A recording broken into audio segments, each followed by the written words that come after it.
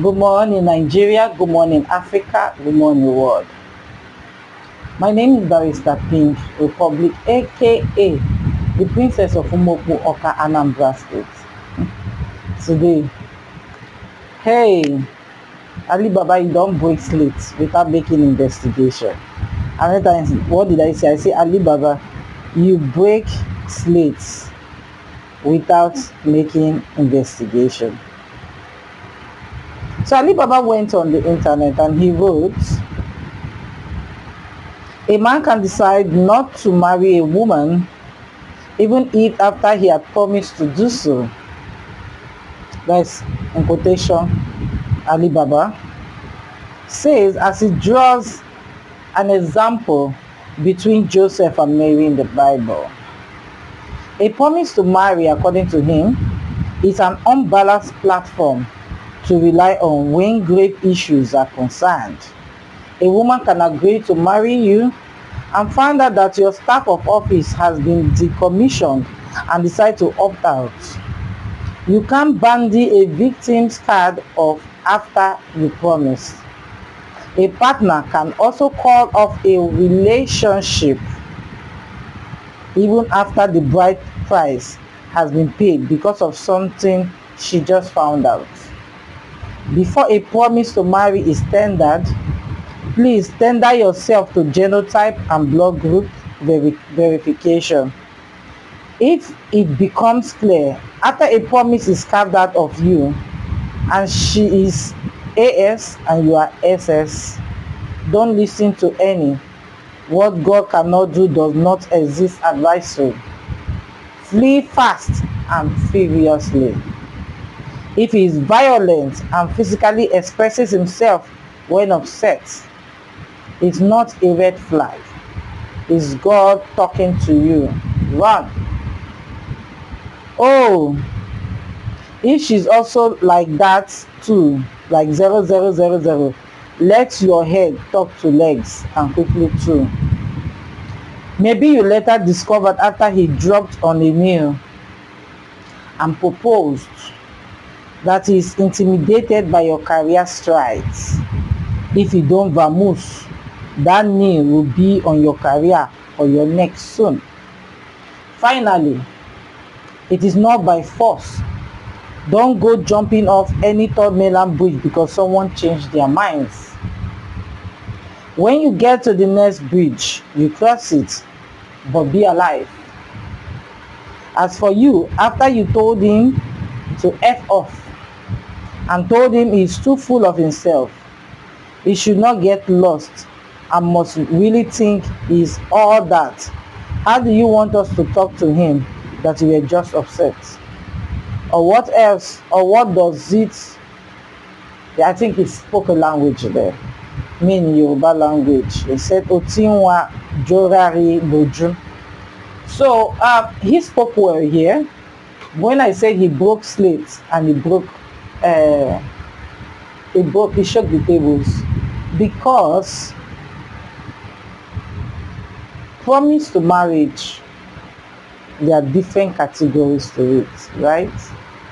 All the examples he listed might be something that will make you opt out, but there's something people are leaving out. Proper discussions. You cannot just opt out and the person will just be hearing that, oh, you are getting married, after the person have relied so much on you, thinking that this person, I rely so much that he's going to get married to me, that's why I chase out all other suitors. You must have what? Proper discussion so that you people can what? Scatter that relationship on time. It's not a one-sided thing because one, litigation. A lot of people don't know that these laws exist in Nigeria. So let me tell you what happens when you breach a relationship without proper discussions or telling the person, especially medicals, or you find out the person is AS and you are AS2 or SS, and you didn't even communicate with the person. The person does not even know why you did that. Two things you might face. So in Nigeria, so breach of promise to marry is a legitimate what? Legal claim in Nigeria. It is treated as a breach of contract Listen to that. All you girls and all you guys out there, that a woman will go and get married without communicating with you, or a man that has given you ring and you are waiting for him for years, one Saturday you just heard that this man is getting married, you can still reclaim one thing or the other from him. You can call it revenge, but the truth is that this is it. Allowing the wrong party to seek damages. The breach of contract is allowing the wrong party to seek damages for emotional distress, financial losses, and other injuries. Contact a lawyer today if anyone has cheated you after promising lawyers. So what constitutes the breach of promise to marry? A concrete promise. The promise must be firm and not merely a casual or hopeful suggestion. I tried to write this thing because it's plenty, so I will not misyan. Failure to fulfill. The party who made, okay, let me even start from beginning so you understand when I say one. So there's a concrete promise. That is number one. The promise must be firm and not merely a casual or hopeful suggestion. Number two, failure to fulfill. The party who made the party who made the promise fails to go through with the marriage when it was due, or their actions make the marriage impossible. Anticipatory breach. That is number three. The other party clearly states their intention not to marry before the promise date. So that is the three things you establish. So how do you prove that this thing happened? Number one, evidence. You must provide corroborated evidence to support the existence of the promise of marriage. This could include written statements, witness testimony, or even an engagement ring. I will prefer you people, when the man promises, you tell him to put it in writing. That's also day you are going to marry me, even after he has engaged you. I'll prefer you do that. So the proof of breach, you must demonstrate that the other party genuinely failed or refused to keep the promise. Remedies for breach of promise. Monetary damages. The primary remedies is monetary compensation. General damages. Compensation for the abstract suffering and trauma of the failed relationship. You can claim such damages. Special damages. Compensation for quantifiable financial losses, such as expenses incurred for wedding preparations. You can claim that damages. No specific performance. A court will not order the parties to marry each other. So the court will not say, since you have promised her or him marriage, that you must marry him. No. All the damages might be monetary that you want to claim. So no specific performance. A court will not order the parties to marry what? Each other. So important considerations, not just for women. While the term often refers to a jilted woman, both men and women can sue for a breach of promise to marry if they are the aggrieved party. Avoid self-help. Do not resort to violence or other primitive remedies. Some people go and buy the man or buy the woman just because of say the man no keep the promise. Avoid it. The law provides a mechanism for seeking redress through the courts. Legal advice. You should consult with a lawyer to understand your rights and gather the necessary evidence for your case. Have you understood what I said? So you can claim damages if all of a sudden the man disappeared and you are hearing him marrying another person, or he just disappeared. So Alibaba stated, that thing Alibaba stated is for people that have open conversation and they both realize that they cannot get married. but not the man or woman leaving you hungry. And at the end, nothing is happening. You can seek what? Redress in court. So let me quickly move over to Nicole Kidman and Keith Urban and their 19-year-old marriage. I wonder what has been going on for 19-year-old that they don't decide to call it off, compared to her first marriage with Tom Cruise. So Oscar-winning actress Nicole Kidman and country music star Keith Urban are separated after 19 years of marriage. The couple has reported being living apart since the start of summer, with Kidman focusing on caring for their two daughters and keeping the family together during this period. Kidman and Urban married in June 2006 after meeting at an event the previous year. They share two daughters, Sunday Rose, 17 years old, and Faith Margaret, 14 years old. The pair had long been considered one of Hollywood's most enduring couples. And earlier this year, Kidman celebrated the anniversary with a black and white photo shared on social media. Neither Kidman nor Urban has publicly addressed the separation.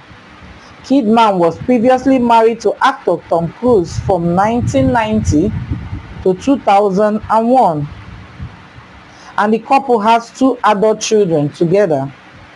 Urban has not been married before professionally. Kidman remains active, recently completing filming of Practical Magic 2 and appearing in projects including Baby Girl, the second season of Hulu's 9 Perfect Strangers, Lioness on Paramount, and Netflix The Perfect Couple. Urban continues his career in country music, balancing recording and touring. Representatives for both Kidman and Urban have not issued statements regarding the split. I pray they settle this thing, because most of the time when you see the court documents, what you see is irreconcilable differences. So let me quickly move over to the movie section, because most of the stories I read today explained itself. So the first one is Ruth and Boaz. See, this film just came out. Yeah, it just came out like 2 or 3 days ago.